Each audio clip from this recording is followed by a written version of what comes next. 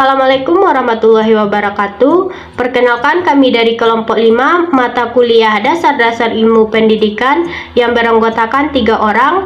Yang pertama saya sendiri, Anissa Putri. Yang kedua ada Intan S. Mulyadi. Dan yang ketiga ada Wulan Apriliansyah. Akan mempresentasikan materi mengenai pilar-pilar pendidikan. Baiklah, masuk saja kepada materi pilar-pilar pendidikan. Di sini saya akan membahas mengenai beberapa poin saja dan akan dilanjutkan oleh rekan-rekan saya. Yang pertama yaitu pengertian pilar pendidikan, yang mana pilar pendidikan adalah tiang atau penunjang dari suatu kegiatan usaha, pengaruh, perlindungan, dan bantuan yang akan diberikan kepada anak didik yang bertujuan untuk pendewasaan anak tersebut. Yang kedua yaitu jenis-jenis pilar pendidikan, yang terdiri dari 1. Belajar untuk mengetahui, yang dalam bahasa Inggris yaitu learning to know, yang mana belajar harus dapat memahami apa yang dipelajari, bukan hanya dihafalkan, tetapi harus ada pengertian yang dalam. Hal ini dapat diartikan bahwa siswa harus memiliki pemahaman yang bermakna terhadap proses pendidikan mereka.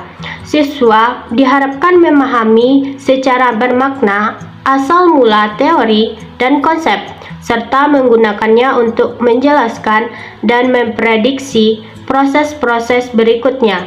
Pilar ini berpotensi besar untuk mencetak generasi muda yang memiliki kemampuan intelektual dan akademik yang tinggi.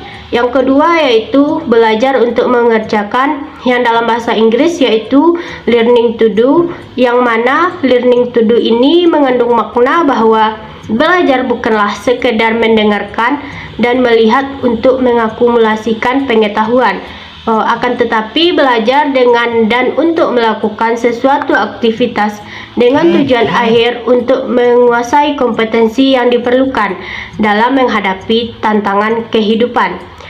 Kompetensi akan dapat dimiliki oleh peserta didik apabila diberikan kesempatan untuk belajar dan dengan melakukan apa yang harus dipelajarinya secara langsung. Dengan demikian, learning to do juga berarti proses pembelajaran berorientasi kepada pengalaman langsung.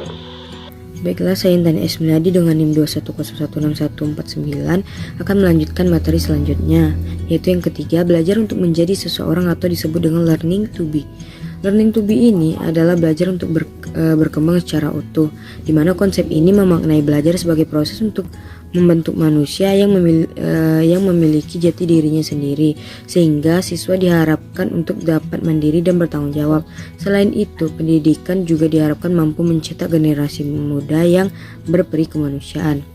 Yang keempat yaitu belajar untuk dapat hidup bersama atau disebut dengan learning to live together. Belajar untuk hidup bersama mengajarkan seseorang untuk hidup bermasyarakat dan menjadi manusia yang berpendidik, sehingga bermanfaat bagi dirinya sendiri, masyarakatnya maupun bagi seluruh umat manusia. Nah, dalam konteks ini siswa diharapkan dapat bersosialisasi dan berkomunikasi dalam pendidikan maksudnya. Yang kelima yaitu belajar untuk beriman dan bertakwa kepada Tuhan Yang Maha Esa atau disebut dengan learning to believe in God.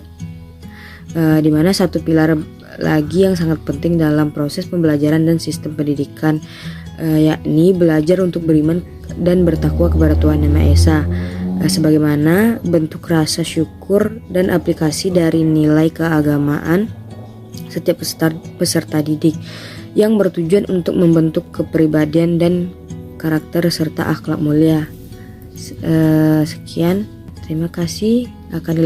Presentasi selanjutnya atau materi selanjutnya akan dilanjutkan oleh Wulan. Saya Wulanda Apriliansyah dengan NIM 210161177 akan menyampaikan materi selanjutnya, yaitu implementasi pilar-pilar pendidikan. Yang pertama, implementasi learning to know.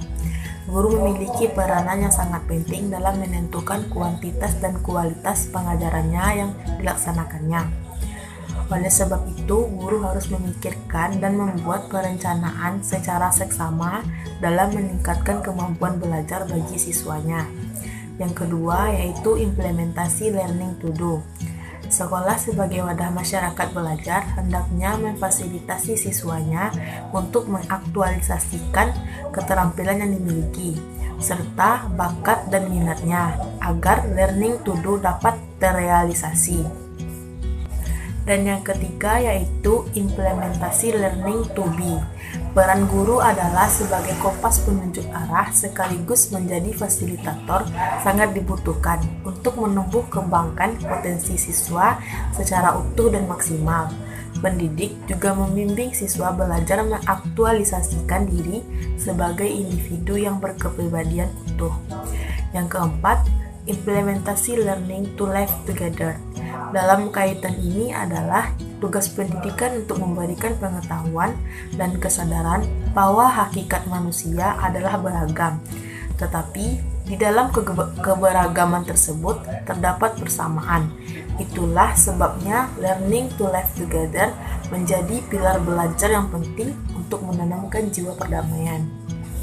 Implementasi yang terakhir yaitu implementasi learning to believe in God. Dalam pendidikan, adanya pelajaran pendidikan agama. Di sini, peserta didik diajarkan nilai-nilai serta kaidah-kaidah tentang agamanya. Melalui ini, peserta didik diajarkan bagaimana dalam bersikap serta menggunakan ilmu yang ia miliki.